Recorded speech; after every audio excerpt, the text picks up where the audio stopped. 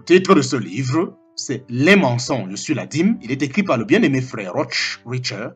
Nous sommes à la deuxième grande partie de ce livre, chapitre 7, la deuxième grande partie de ce livre, chapitre 7, petit 3.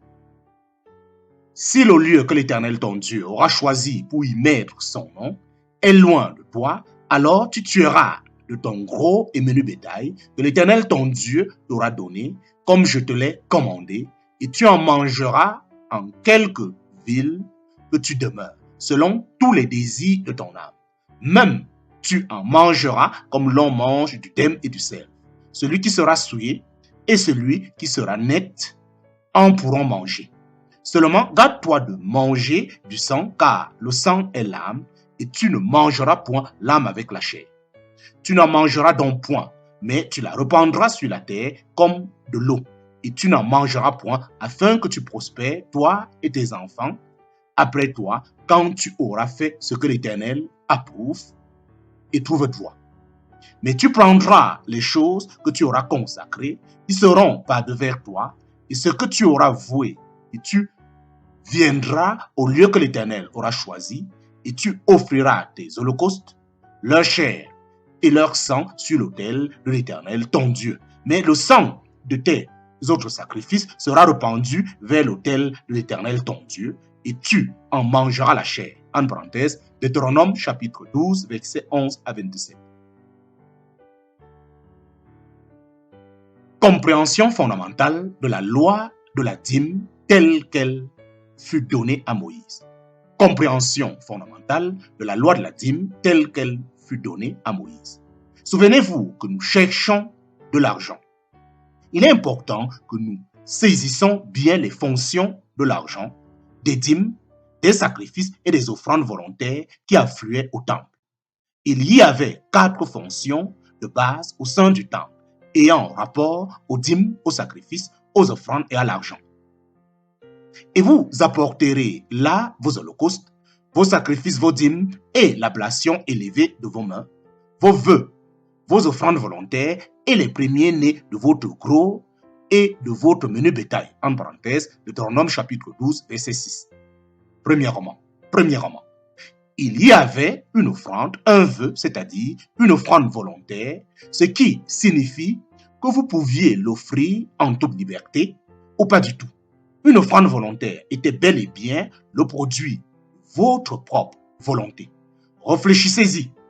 Comment auriez-vous pu voler Dieu de quelque chose qu'il vous laissait entièrement libre de donner ou de garder? Deuxièmement, le sacrifice était offert pour les péchés, en parenthèse, Deutéronome chapitre 12, verset 26. Celui-ci devrait être mangé par le donateur, dont ce dernier mangeait le sacrifice consacré. Il ne s'agissait pas de la dîme. Troisièmement, la taxe du temple ou obligation élevée, en parenthèse, Exode chapitre 30, verset 11 à 16. Lisez attentivement ce passage. Ici, il est question d'argent, mais ce n'est pas la dîme. C'est un prélèvement complémentaire différent. La taxe payée en oblation au temple était la même, tant pour le riche que pour le pauvre. Mais vous deviez avoir atteint l'âge de 20 ans avant de devoir la payer. Cette taxe était employée à faire fonctionner le temple. Elle était destinée au temple, pas à l'église. L'Éternel parla à Moïse et lui dit: quand tu feras le dénombrement des enfants d'Israël selon leur nombre, ils donneront chacun à l'Éternel le rachat de sa personne. Quand tu en feras le dénombrement, et il n'y aura point de plaie sur eux quand tu en feras le dénombrement. Tous ceux qui passeront par le dénombrement donneront un demi-cycle selon le cycle du sanctuaire qui est de 20 obols. Le demi-cycle donc sera l'oblation que l'on donnera à l'Éternel. Tous ceux qui passeront par le dénombrement depuis l'âge de 20 ans et au-dessus donneront cette oblation à l'Éternel. Le riche n'augmentera rien et le pauvre ne diminuera rien du demi-cycle. Quand ils donneront à l'Éternel l'oblation pour faire le rachat de vos personnes. En parenthèse, Exode chapitre 30, versets 11 à 15.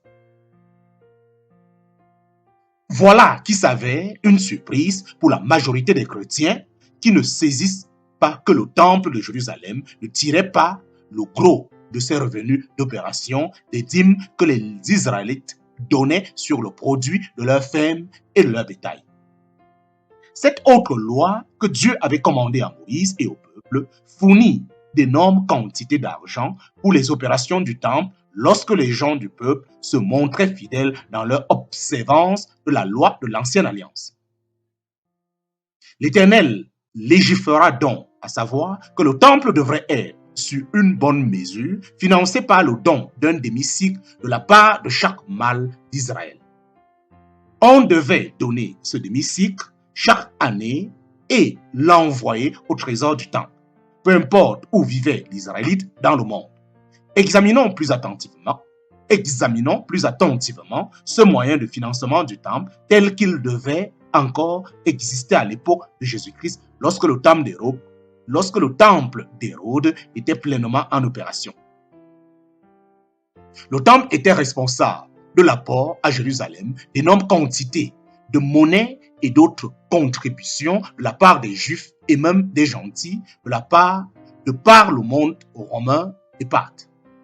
Remarquez les paroles de Titus, général romain et plus tard empereur, dans un discours donné aux Juifs juste avant la chute de Jérusalem.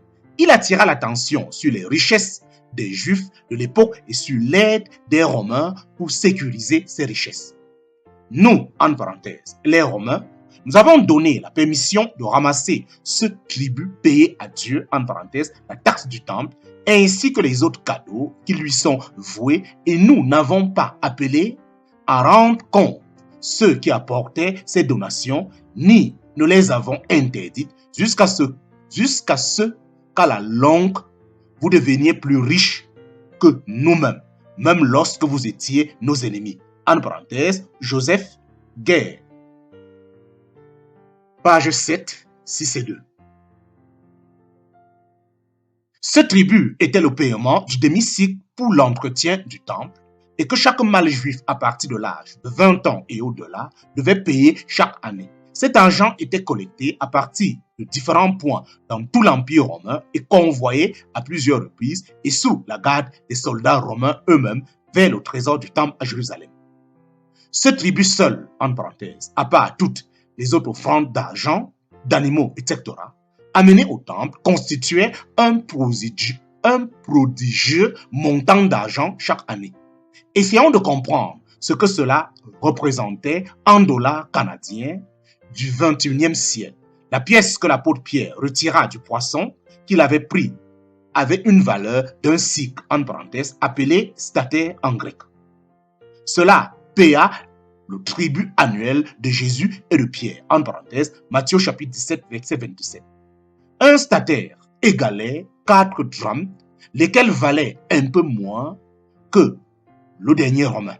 Un denier, selon Jésus, représentait ce qu'un travailleur ordinaire recevait pour une journée, en parenthèse, Matthieu chapitre 20, verset 2.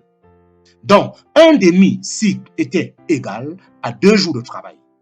Puisque notre salaire minimum tourne autour de 11 dollars de l'heure, une journée de 12 heures aurait rapporté à un travailleur aujourd'hui approximativement 132 dollars. Ainsi, 2 jours auraient rapporté 264 dollars. En nous basant sur notre échelle de salaire moderne, 264 dollars est le montant que chaque mâle juif de 20 ans et plus avait à payer chaque année au trésor du temple. Puisqu'on estime raisonnablement qu'il y aurait eu entre 3 et 4 millions de juifs mâles qui auraient payé le tribut chaque année, celui-ci devrait se chiffrer entre 792 millions de dollars et 1 milliard 56 millions de dollars, et ce, juste pour le demi-cycle. Belle somme d'argent, n'est-ce pas? C'est le Sanhédrin du temple de Jérusalem qui établissait chaque année la valeur du demi-cycle. Cette valeur était déterminée par la valeur annuelle des offrandes animales de propitiation, en parenthèse tamul, shekim.